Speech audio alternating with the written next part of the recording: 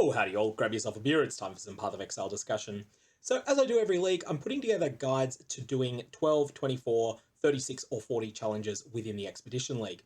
And in this guide, I'm going to look at the 12 challenges, actually the 15 challenges that I feel are the easiest to do. So if your goal is to get 12 challenges completed in this league, then this is the 15 that I would consider doing any 12 of. And to be honest, they're all of pretty comparable difficulty.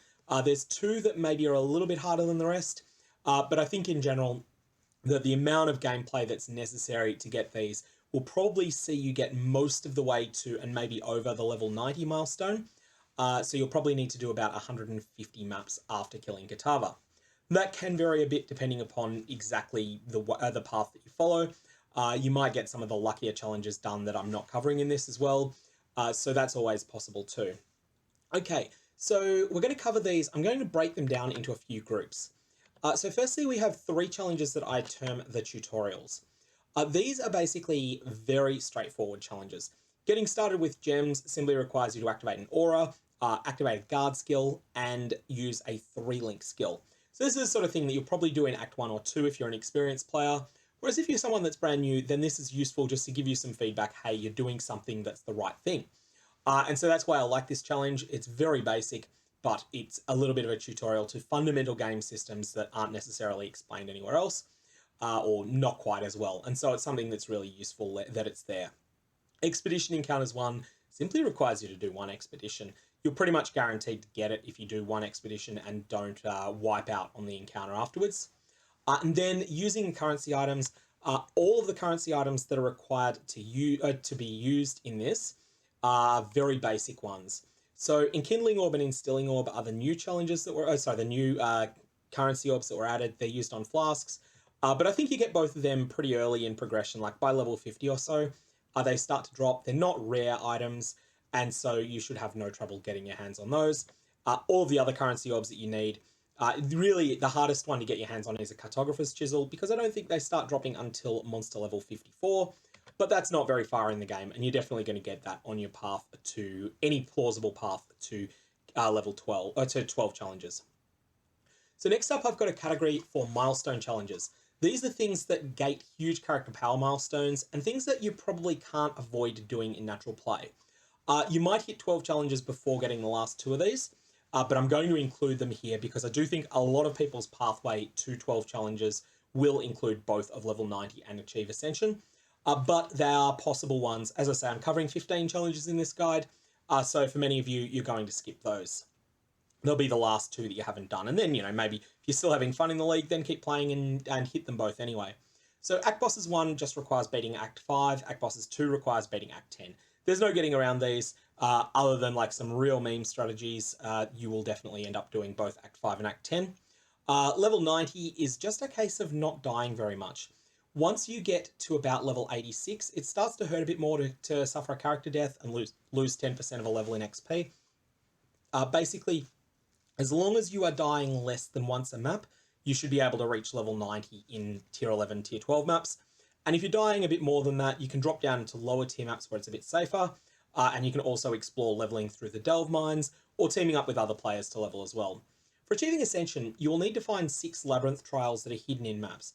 There's no real way to target farm these other than using your Labyrinth activation keys in the map device, which will allow you to sort of get a little bit of a boost on this. But basically, you're going to typically, on average, need to find 15 Labyrinth Trials in order to have a full set of 6 of them. That's the average. Variants can really kick your ass on this one. If you find you're getting unlucky and you're not in solo self-found, you have the option of teaming up with other players. And players tend to team up a fair bit in the channel Trade 820, where someone will have one of these trap gauntlets, and they'll just advertise it in Trade 820 saying, "Hey, I've got Crippling Grief, 2 Chaos, and you can get your credit for it."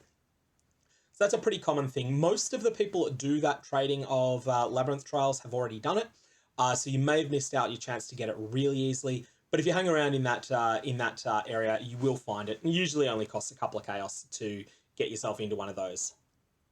So next up we have the challenges I term the minor detours. These just require you to go through the storyline and do a couple of things you otherwise maybe wouldn't. So the first one is complete these quests. This requires you to do Through Sacred Ground in Act 2. This is a bit of a detour, and the easiest way to do this is to come back when your character's really powerful at endgame and just do it. But if you're in Act 2 and you find you're a little bit under the level you'd like to be, then you can just blitz through to the crypts as well, get some extra XP while it's still useful to you. The other thing that's kind of nifty about doing this challenge is that there is a prophecy that comes up sometimes that will direct you to the crypts in Act 2. And so having the waypoint there is kind of useful at times. And that only comes up if you're really doing a lot of prophecy farming. The other things are Indomitable Spirit in Act 4, so that is the Deshret quest. That's a skill point quest, so you probably want to do that. Every veteran player will do this on the way. But if you did miss it, it's in the Mines level 2, I think. Maybe it's the Mines level 1. No, I think it's the Mines level 2. Puppet Mistress, this is in Act 6. This is the one to kill Rizlatha. There's another skill point quest. There's a bunch of skill point quests in Act 6, so you definitely want to catch all of those. And then Reflection of Terror is in Act 8. The Act 8 one is quite out of the way. You have to find Yugal, who is off the bathhouse. But it's a reasonably difficult fight at first, but it's definitely manageable, and you can always come back over level and get this skill point. You're going to want to do Reflection of Terror in any circumstance, so these can be considered milestones. Map to Soatha is a completely optional quest in Act 10. It's very straightforward. It's either Wayland or it's Lily Roth. I can't remember which one, but they will give you they'll give you a quest each. One of them is Map to Soatha. Next, there is the Unique Monsters one. So this is to kill 19 unique monsters from the storyline. Firstly, there was a change made to this from the Matriarch to the Risen Matriarch. So the Matriarch is a monster in Act 5 that disappears once you kill Innocence. You cannot get there except with the help of a player who hasn't yet killed Innocence. So that was really annoying. However, there has been a change made to this challenge, and now you can either do the Matriarch from Act 5 or the Risen Matriarch in Act 10. There is a cheat sheet that's been put together by Selthor over on the Path of Exile subreddit, and I put a link to it in the video. Unfortunately, that won't come up on the video version of this, but if you download the PDF of this presentation, then you'll be able to get to it. It's at imgur.com/a/Q for Quebec, for P for Papa, V for Victor, P for Papa, F for Foxtrot, N for November. Next up, there's two more challenges which I grouped together as past league tutorials. So basically, we haven't always been in the Expedition League. The last league that we had was the Ultimatum League. The league before that was Ritual League. And there's a number of challenges, both in the Path to 12 guide, and also there'll be more of them in later ones, that relate to doing some of the old league content. So the first one is Encounters 1. This requires you to modify a strongbox. Here, all you need to do is use an Identify Scroll, a Transmutation Orb, or an Alchemy Orb on a strongbox. This is something that can be done fairly profitably, but early on is just something, just get it out of the way, and then later on, if you want to learn more about strongboxes, then the best uses for them are generally to use an Alchemy Orb on any Arcanist strongbox you encounter, because they have currency in them, and to use a Scouring Orb, 4 Engineer's Orbs, and then an Alchemy Orb on any Diviner's strongboxes you encounter. Diviner's strongboxes drop divination cards, and they're sort of fishing for the moon a little bit. Most of the time, you won't get very much value from a Diviner's strongbox, but sometimes you'll get something great, and the ones that you do get that are great are common enough that it is worth that small investment. So you'll need to complete a prophecy. Basically, every time you give Navali, one of the NPCs, a silver coin, she will give you a quest that you can do. Sometimes you won't be able to do it because it'll require a specific unique item, but usually you'll find that about 2/3 of the ones that she gives you, you can do. One thing that's important to note with this, you can't do this until you've rescued Navani, which you need to do in Act 1 in the zone called the Climb. You'll need to kill a boss called the Fawn, and if you're over level, this will be the easiest thing in the world. Next up, you need to sacrifice beasts at the Blood Altar. So this just means visiting Einhar's Menagerie once you've captured at least 4 beasts, so once you've done at least one of his missions. And one of the things he lets you do is upgrade flasks. If you've got a flask that doesn't have a suffix on it, Einhar will add mods like of heat, of staunching, of dousing to it. That can be really useful anyway. And so Einhar's Menagerie is something you probably want to do on any character. And it's just a bit of a tutorial that option is there. There's also a number of other beast crafts that are available, and there's a lot of advanced crafting options that you can do once you're seriously at endgame using Einhar as well. Last up, there is Kill a Possessed Monster, and if you don't get this just by chance when you're going through the storyline, then in Lex Proxima, Once you start interacting with the Maven content, allocate Seance, and then run one map there, and that one map will get you a possessed monster. So secondly, there's encounters 2. Destroying an Essence Monolith you'll get for free. The other encounters there are not very rare, but they're also not super common. So this is Killer Keepers of the Trove Bloodline pack, which is just a matter of RNG. You'll need to just kill magic monsters. You'll eventually get one. I believe 1 in 200 magic monster packs is Keepers of the Trove. So they're sort of a bit rare, but they're not so rare that it'll be something you're looking for ages. Likewise, there's Kill an Inner Treasure monster. This will be a rare monster. Again, I think it's about 1 in 200 to get one. So by the time you've done 30 or 40 maps, you'll have this just by chance. They will always drop a unique item. Lastly, there is Killing Tom Imperial, a specific Rogue Exile. This one took me the longest of them all, but it wasn't very long. I think I had him by 20 or 30 maps in. There's no real way to fish for Tom Imperial that I'm aware of, so you might get stuck on that one for a little while if you get unlucky. It's part of the reason that we're covering 15 here, is that if you just got really unlucky with Tom Imperial, which probably won't happen, but if it does, then that can be one of the ones that you miss on your path to 12. Next up, we have precision boss kills. So most of the time, the precision boss kills are pretty tricky, and they're not something that I would include in a pathway to 12. However, these ones have gone out of their way to give a real practice version of these. So these precision boss kill encounters require you to defeat a boss, but under special circumstances. So it's not just enough to kill the boss, you need to kill the Reaver while you are under the effects of a bear trap. So this will happen by accident. If you run 10 Ramparts, you will get this by accident. The Reaver has a skill which is just the player skill Bear Trap, where he'll lock you into a specific spot.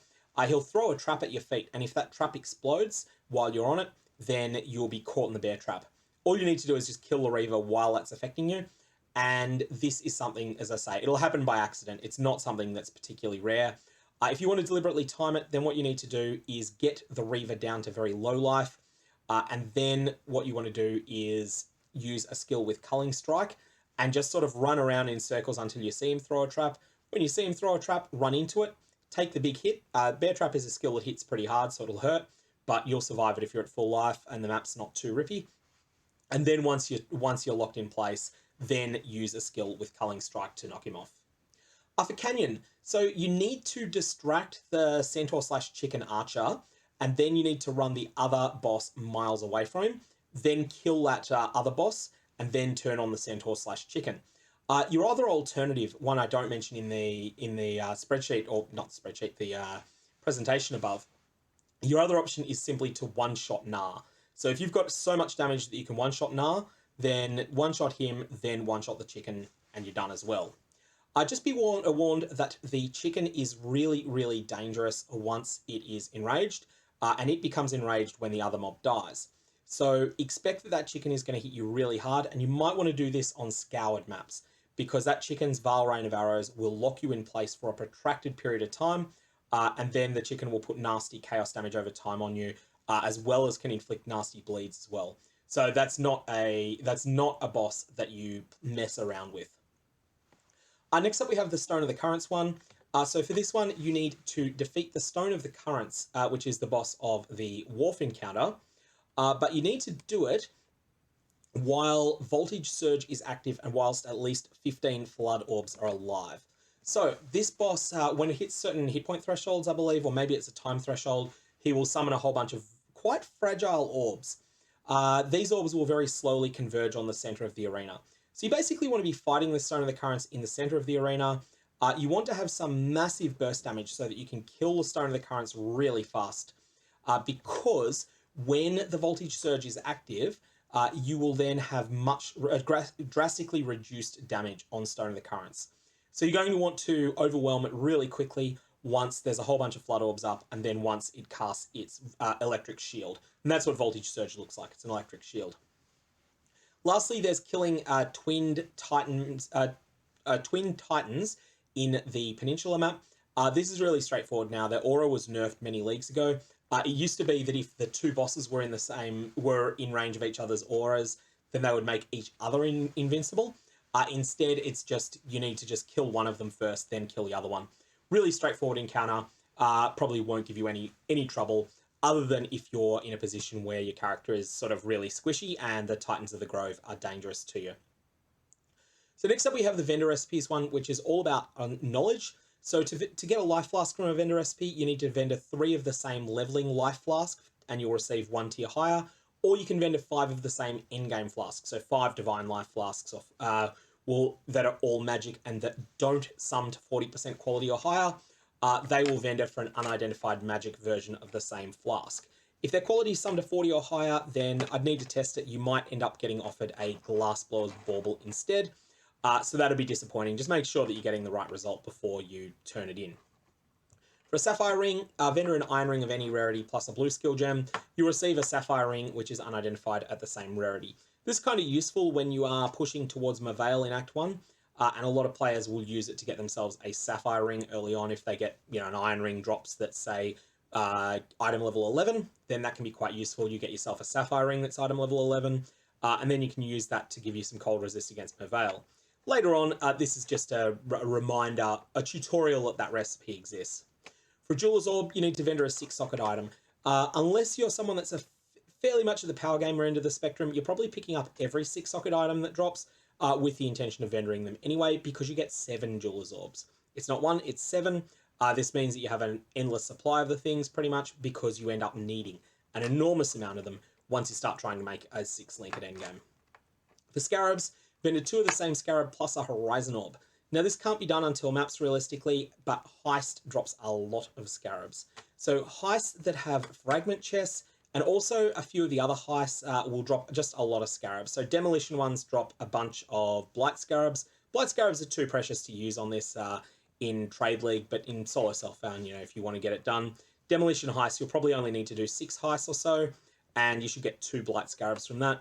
As long as they're the same tier, so 2 rusted Blight Scarabs or 2 polished Blight Scarabs, you can vendor them plus a Horizon Orb and you'll get a random other Scarab of the same tier back. Broadly speaking, this recipe is the single best use in the game for Paranda Scarabs and a couple of the other really bad ones. Divine Vessel recipe was added last league, 5 flasks and a Divine Orb. Now, Divine Orbs are a very rare drop. They're rarer drops than Exalted Orbs, but you can get one from vendoring a Tabula Rasa or any other 6-link item. Tabula Rasa is the most common 6-link. It's a tier 4 rarity unique, which means that it does drop quite a lot. And if you can't get one to drop, you can also farm the Divination card Humility. And once you've got 9 copies of Humility, turn them in for a Tabula, vendor your Tabula, and boom, you've got everything you need for this. So this is Solo Self-Found doable. The best spot to get Tabula Rasa used to be in the Channel map or the Waterways map. There's still good locations for it. The Blood Aqueduct in Act 9 is a mediocre location for it. The Aqueduct in Act 4 is a bad but serviceable one. But the best place to get Humility Divination cards now is in Heist chests specifically from chests that grant an armor reward. Now you got the Exalt Shard one. So this is a recipe that I think can be a solid source of income for players if Exalted Orbs become really expensive in a league. So if we wind up in an economy where Exalted Orbs are 200 Chaos, then you may want to consider this recipe. You need to sell a full set of equipped gear. So 2 rings, 1 amulet, 1 belt, 1 torso armor, 1 boots, 1 gloves, 1 helmet, and either a 2-handed weapon, 2 one-handed weapons, or you can use a one-hander and a shield, which I don't mention in the text version here.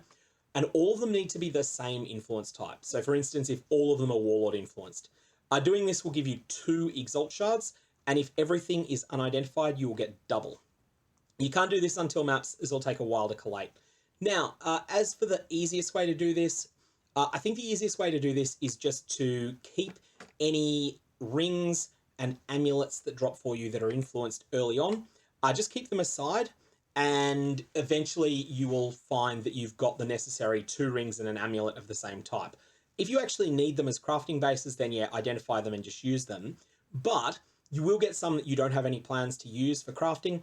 And once that's happened, once you've got the 2 rings and an amulet, then start looking for all the rest of the pieces. And that shouldn't be too hard to collate together.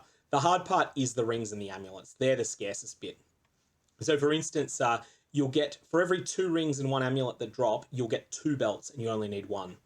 You get a lot more than 2 torso armors. Next up, we have the new league content. And here you've got Expedition Encounters 2, which is just to kill a bunch of specific enemies from Expedition Encounters. This one's straightforward and you'll probably have it done by the time you've done 5 missions for each NPC. Then there's Danig's Exchange, which is straightforward and just requires you to do 1 higher level Danig mission so that you get a Grand Sun Order artifact. And once you've done that, you just need to remember to do it. Go and talk to Danig and do all of the purchases that just purchase 1 of each other type of artifact from him, and then you'll be fine. And that's all, folks. May your Varlorbs have interesting results. Pathways to 24 and 36, which we'll also discuss 40 and the 36, are coming. And if you want to download this presentation, there'll be a link to it down in the description of the video below. Thanks for your time. Have fun.